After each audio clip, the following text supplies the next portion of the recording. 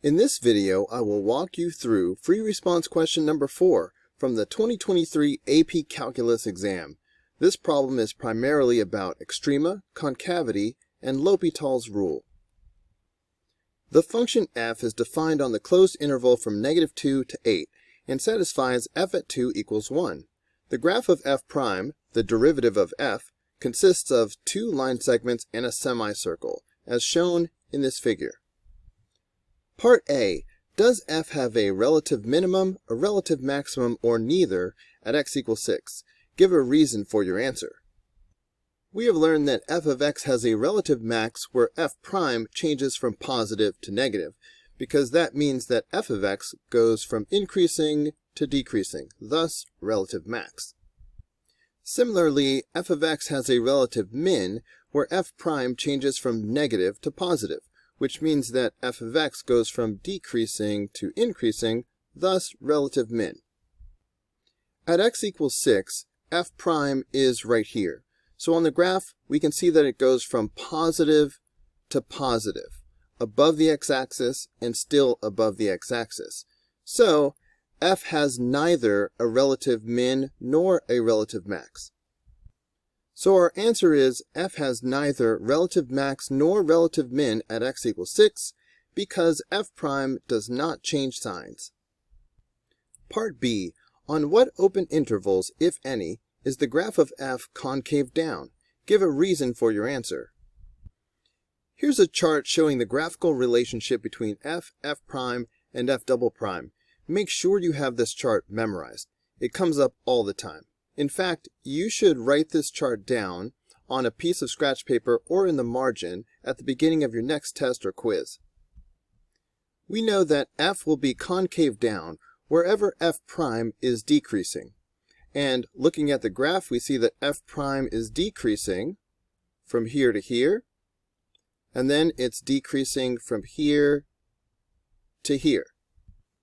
So the answer is that f is concave down on the interval from -2 to 0, union the interval from 4 to 6, because f prime is decreasing. Part C. Find the value of the limit of this expression as x approaches 2, or show that it does not exist. Justify your answer. Whenever we evaluate limits, we always try direct substitution first.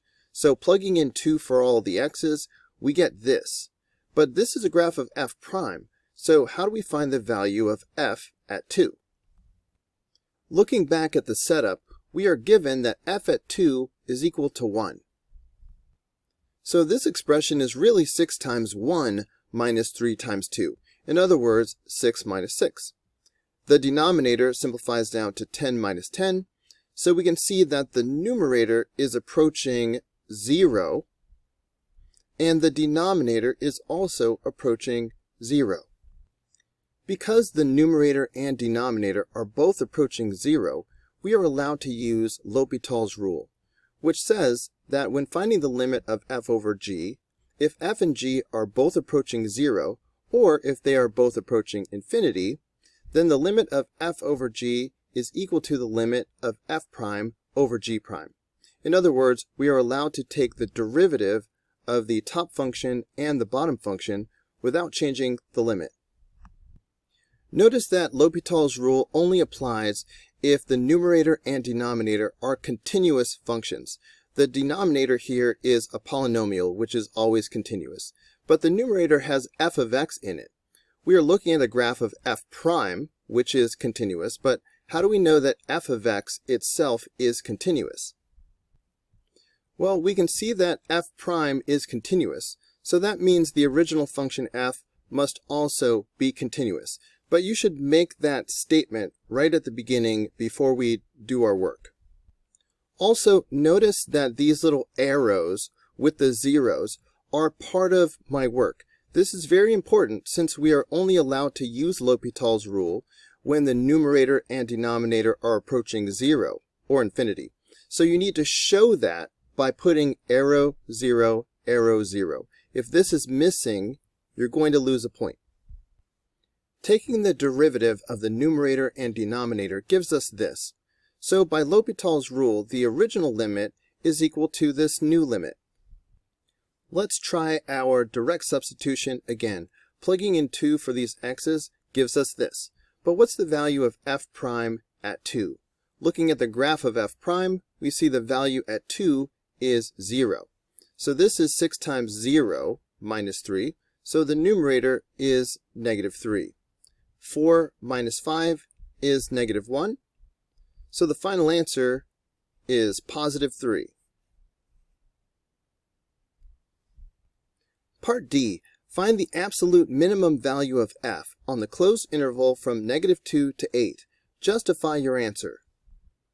To find the absolute minimum on a closed interval, we will ultimately use a candidates test. The candidates for the location of the absolute minimum will include these endpoints and the location of any relative min. We know that the relative min will occur where f prime changes from negative to positive. At negative 1, we see that f prime changes from positive to negative. It goes from above the x-axis to below. This indicates that we have a relative max at negative 1, so that's no good. At x equals 2, f prime changes from negative to positive. So this is the location of a relative min, so this will be a candidate. At x equals 6, f prime does not change signs at all, so this is not a candidate. To be clear, we usually say that the candidates for relative extrema include the endpoints and the places where f prime equals 0, which would be here, here, and here.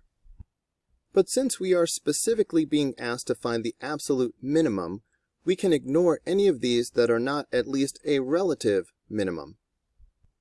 So set up and label your candidates test like this. This is really just a t-chart like you learned back in Algebra 1. So of course we've included the endpoints and also the one relative min that we see. We are given that f at 2 equals 1. So let's get that on the chart. To get the other values of f, we will need the first fundamental theorem of calculus, which says that f at b will equal f at a plus the integral of f prime from a to b. F at b is the thing that we are trying to find, so that's f at negative 2.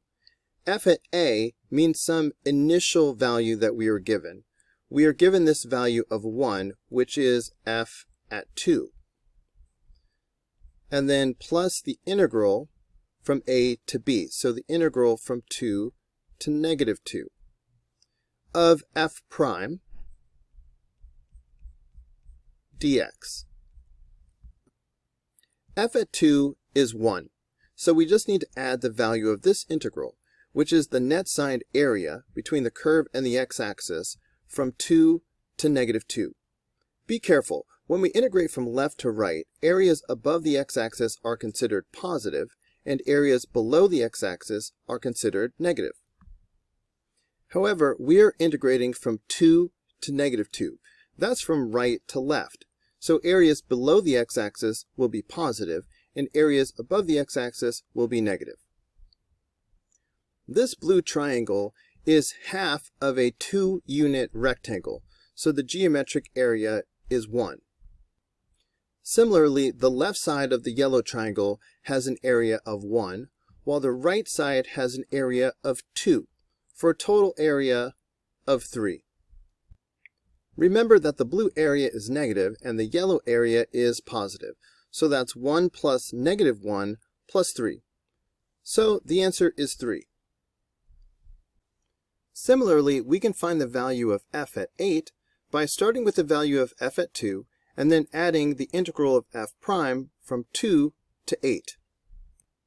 We know that f at 2 is 1, so we have 1 plus the area of this first triangle, which is 2. But how do we find the areas of these curvy crescent-shaped pieces? The crescent-shaped area is what is left over if you start with the area of the rectangle and then subtract away the white area of this semicircle. So rectangle minus semicircle. The area of the rectangle is clearly 8, but what about the semicircle? Well, the area of a full circle is pi r squared. The radius of this circle is 2. So that means the area of the full circle is pi 2 squared. That's 4 pi. But this is a semicircle, so the area will be half of this, therefore 2 pi. So this is the area that we need to add on. 8 minus 2 pi. So let's see, that's 10, 11. So the answer is 11 minus 2 pi. We are looking for the absolute minimum value, so we just need to decide which of these is the smallest. Obviously 1 is less than 3, but what about this 11 minus 2 pi business? Pi is approximately 3.14, so 2 pi is about 6.28. 11 minus 6.28 is a positive number that is definitely bigger than 1. So 1 is the absolute min. Here's the summary and conclusion. On the closed interval from -2 to 8, f has an absolute minimum value of 1 at x equals 2. And our justification is simply C candidates test. A couple of quick side notes. This part right here was optional. You didn't have to say at x equals 2 because they only asked us to find the absolute minimum value. And x equals 2 is the location of the absolute min. It's not the absolute min. The reason why I encourage students to write down both of these is that when students only write down one of these, they often choose the wrong one. They end up saying that the absolute min is 2. But really, this is the location of the absolute min, and this is the value of the absolute min. Also, be sure to include the interval. Your answer is incomplete without it, so you might lose a point.